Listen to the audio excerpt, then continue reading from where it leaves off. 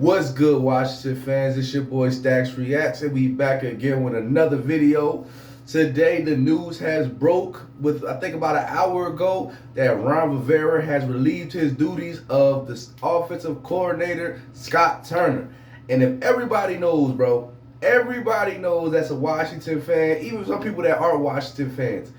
Scott Turner was probably one of the worst play callers that I have ever seen in my entire life. From the Carson Wentz play, from Carson Wentz running a read option with Carson Wentz knowing he can't move, to running a toss play on fourth down on the goal line where we could just run the ball with B-Rob up the middle, to us having pretty good drives and we get to third and long and then he tries trick plays. Pretty much Scott Turner was just trying shit and was trying to find stuff that sticks to the wall. Like, he was just trying. And every time he found something that worked, he always went away from it. So, this is how it goes. This is a statement from Ron Rivera. He goes, he met with Coach Turner today and informed that we will be moving in another direction going forward with our offensive coordinator position. Fortunately, we did not live up to expectations and standard that expected to see from our offensive unit. I felt it was best for a fresh start at the coordinator position heading into next year. I have a tremendous amount of respect for Scott Turner and thanked him for the 3 years of service to our organization, and I wish Scott and his family the best of luck in the future. So we all knew the writing was on the wall pretty much basically when a lot of players spoke up. A lot of players spoke up at the meetings. They didn't specifically say which players actually spoke up and said what they said, but a lot of people were saying that they didn't like Scott Turner's play calling. They thought it was too predictable. They felt like the defense knew what was coming. And I'm gonna be real with y'all. Like, I don't think none of those statements was wrong. And the reason why is because, look, I'm just a fan. I'm a fan of the team that's in Washington, a.k.a. Landover, Maryland. I'm a fan. And when I watched a lot of these games with Scott Turner, you kind of knew what play was coming just based off the package that was put in. You know, when they run two tight end sets, 9 times out of 10, they going to run the ball on first down when they run a 2 tight end set. Then they will always use max protection plays when they would pass, and they would usually always run the wide receivers inwards all the time. And one thing you always notice, Scott Turner always went away from the game plan.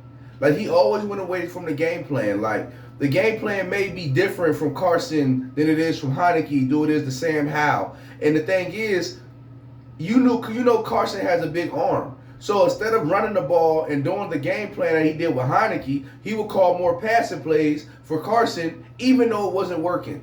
But when Heineke was in the game, he would do more run plays and throw a little bit of pass plays in there because he knew Heineke's arm wasn't strong. So my thing is, he wasn't listening. He wasn't going with the game plan that was put out there.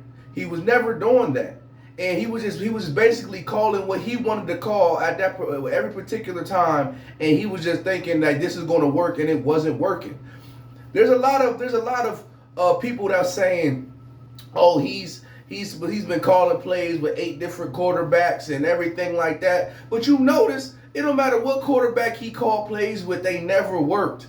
Bro, we were averaging 10 to 20 points a game. 10 to 20 points a game. Like, think about this, bro. But look at the talent that we have on this team, from Jahan Dotson to Terry McLaurin to Curtis Samuel to Logan Thomas to Brian Robinson to Antonio Gibson. You know what I'm saying? And don't even think about the De'Ami Browns, the Cam Sims, the Amani Rogers, Cole Turners. Like, look at all these players that we have on our team. Yes, we know the offensive line is not that good, but look at all these offensive weapons that we have on this team. And we're only averaging 10 to 20 points per game. And that ranked around between 20 and 25 in the whole NFL, averaging 15 to 20 points per game, when we should be averaging at least 24 to 30 points per game. Like, this isn't rocket science. Like, everybody knew there was a problem with this. Everybody knew that there was something going on with this situation with Scott Turner. The fans knew, the coaches knew, the players knew. Everybody knew this was not going to work. So Ron, which I believe Ron's trying to save his own self, it was like, okay, I'm gonna get rid of Scott Turner. I'm gonna get rid of Scott Turner, and I think that he thinks that that's going to help him. And honestly, I don't think that's going to help him at all.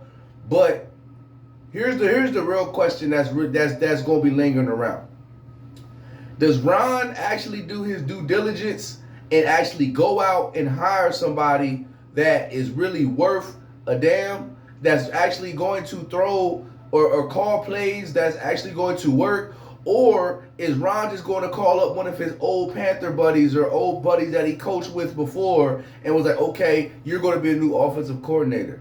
This is what's going to make or break the season. I'm not saying that this upcoming season is going to change, but we need a fresh young mind that's going to come in and then that can call plays that's going to change the structure and change the points, how many points we score per game. Like look at the when it comes to the Cowboys, look at Kellen Moore.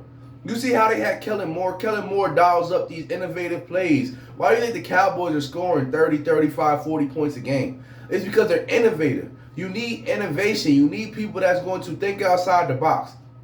Not just, we're going to call match protection and then run the ball up the middle. Like, we need people that's going to have three different, we need people that's going to throw and pass and run out of the same formation. We don't need people that's going to come up and when you see this formation, you know they're going to run. If I see 2 or 3 tight ends, they be like, they might pass or they might run to this. I don't know what's going to happen. But with Scott Turner, everything was predictable. Everything was going on was predictable. So with that being said, man, how do y'all feel about the Scott Turner being relieved of his duties, aka fired? How do y'all feel about it? With me personally, I'm happy that it happened. It honestly should have happened yesterday. But I feel like we're trying to make strides forward. Ron's trying to make strides forward. And this is just one of many things that I feel that may be happening sooner or later. So if it's up to me, fire Scott Turner, fire Ron Rivera, get us a new owner. But Scott Turner's the first one on the chopping block, and we shall see what happens later. So, like I said, I need y'all to like, comment, subscribe, comment down below. Let me know how y'all feel about this Scott Turner fire or relieve duties. It's your boy Stacks Reacts. Hail to the Redskins, hail to the Washington football team, hail to the Commanders. It's your boy Stacks Reacts, and I'm gone.